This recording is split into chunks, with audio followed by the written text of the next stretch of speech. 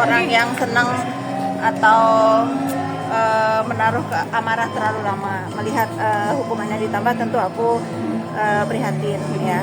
Kita kesampingkan rasa amarah dan kekesalan aku. Apapun yang terjadi terhadap hidup dia, semoga bisa merubah dirinya menjadi lebih baik lagi. Aku secara pribadi prihatin dan sedih juga gitu. Kan Kavi sempat ngomong juga tuh jangan banding lah, nanti hukuman bisa bertambah. Pada akhirnya terjadi juga gimana? Ya, karena bukan aku sendiri yang mempunyai statement seperti itu. Kan pakar-pakar hukum juga mengutarakan hal yang sama. Apa yang divonis di, sebetulnya aku males nih ya komen ya. Tapi kalau kalian nggak aku komentarin, dikejar terus nih akunya. Sebetulnya apa yang sudah divonis di Jaksel itu menurut aku itu udah terbaik ya. Poinnya kan ada menurut aku pelapor ini yang penting dinyatakan dia bersalah, dan itu kan sudah dinyatakan bersalah. Ya sudah, akhirnya banding jadi ditambah. Pastinya orang-orang di sekelilingnya yang harus ngasih tahu. Tapi nggak sih kalau diperberat lagi? Tadi kan aku udah bilang, aku prihatin atas apa yang terjadi kemarin, harus ditambah ya. Kita kan nggak boleh juga ya bergembira terus atas duka orang, kan nggak baik juga begitu. Tapi kali ini TPPU-nya terbukti nih. Ya itu makanya ya kan? akhirnya selain di stempel sebagai pemeras, kan dia juga pelaku TPPU akhirnya kan. Itu berat sih. Ya masih ada upaya hukum lainnya, tapi boleh ya aku menyarankan, mudah-mudahan orang-orang yang di sekelilingnya, penasihat hukumnya juga lebih bijak lagi kalau mau melakukan langkah-langkah hukum selanjutnya. Jangan sampai nanti nambah lagi, kasihan Kak, rencana kan ada mau kasasi dong nih Kak. Oh udah ya, oh ya sudah lah. Memang mungkin akan bertarung ya sampai titik darah penghabisan gitu ya. Doain aja lah yang terbaik ya. Kan yang memperhatikan dan membela pelapor ya, karena dalam kasus ini adalah pelapor menurut aku korban bullying yang akhirnya bergulir di persidangan. Ya mendoakan yang terbaik semuanya, karena buat aku pelapor pun kan sudah cukup dinyatakan dia bersalah, ya sudah. Kak, 6 tahun atas apa yang sudah diperbuat, merasa segala macam, tapi itu gimana? Kita tidak tahu doa siapa yang didengar.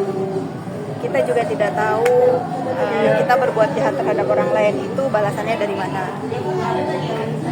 Kita tidak tahu juga kapan kita terjatuh. Apapun yang terjadi hari ini terhadap saudari NM, semoga menjadi pelajaran yang sangat berarti buat hidupnya.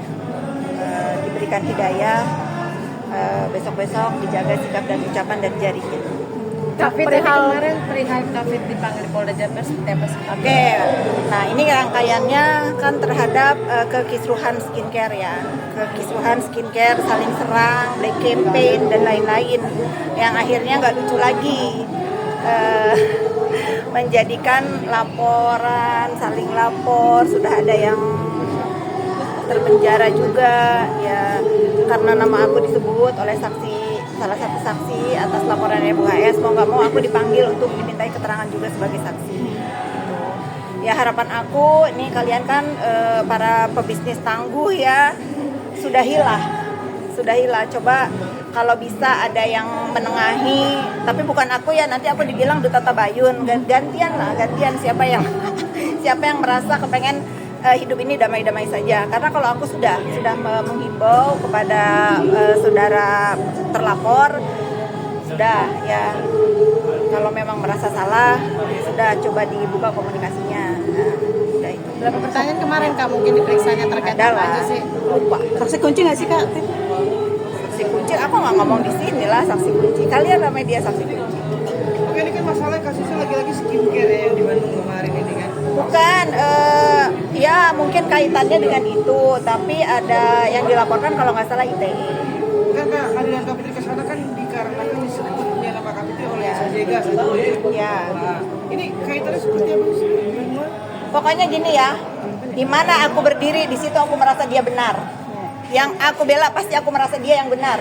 Terlepas ada apapun permasalahannya, harusnya tidak seperti itu. Tidak seperti itu, saling serang di sosmed, saling black campaign. Kalau memang ada ketidakpuasan dalam dunia bisnis, harusnya diselesaikan secara baik-baik.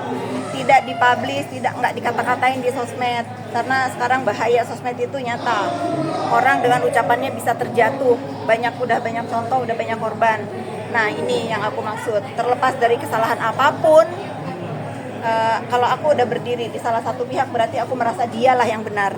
Ya, biarlah itu menjadi keyakinan aku. Kalian mau komplain terserah. Tapi aku merasa aku berdiri selalu membela dia yang benar. Apapun masalahnya, karena ini udah jadi laporan polisi. Oke, ini kan masalahnya kan itu adalah terkait masalah pabriknya Bu Heni ya. Yang kemarin sempat juga polisi humas itu sempat berbicara lah terkait masalah ITE dan segala macamnya. Nah, Love you. Kak Fitri kan kasih tahu yang dilaporkan satu orang lagi ini nih, yang sama juga gitu.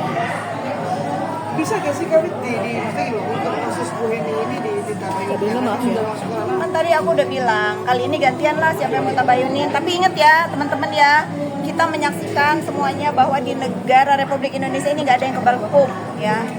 Semua akan, apalagi ini kasusnya sudah viral. Berarti Bu Heni nggak mau ada damai ya untuk Dr. O sendiri terkait laporan? Jangan tanya ke saya dong, tanyanya ke pelapor dong. Kalau saya kan dapat panggilan nih, dimintai klarifikasi, ya sudah saya datang. Ternyata pas saya datang tuh nama saya disebut sama Sajega. Tapi kecewa nggak sih Kak? Karena nama Kakak disebut dan mencari Ya nggak kecewa, namanya aku udah dibawa-bawa terus kan, ya jalanin aja lah. Ibaratnya kalau aku harus berjalan di bara api, aku akan lewati sampai ujung. Kak, responnya Dokter Beja gimana tentang Nick Mir jadi beberapa udah belum sih Kak Fit?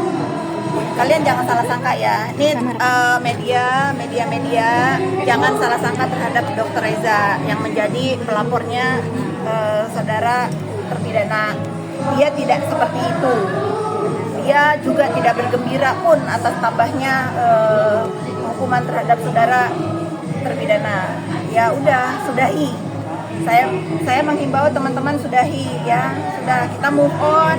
Kalian balik lagi ke kegiatan masing-masing yang positif. Apapun yang terjadi di dunia maya ini jadi contoh ya. Carilah rezeki yang halal. Gak boleh ngancam-ngancam di sosmed. Jangan jadi contoh ya. Kak, bener kayak Dokter Beja mau minta uangnya lagi 4 miliar, uang 4 miliar lagi. Buat Dokter Reza itu uang kecil ya.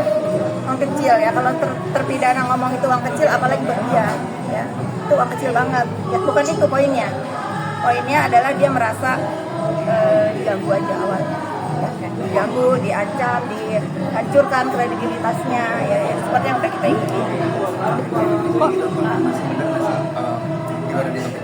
dirimu dekat sama Inara dan pernah sharing-sharing? Saya tidak pernah mau membela pelakor, dah titik. Yuk.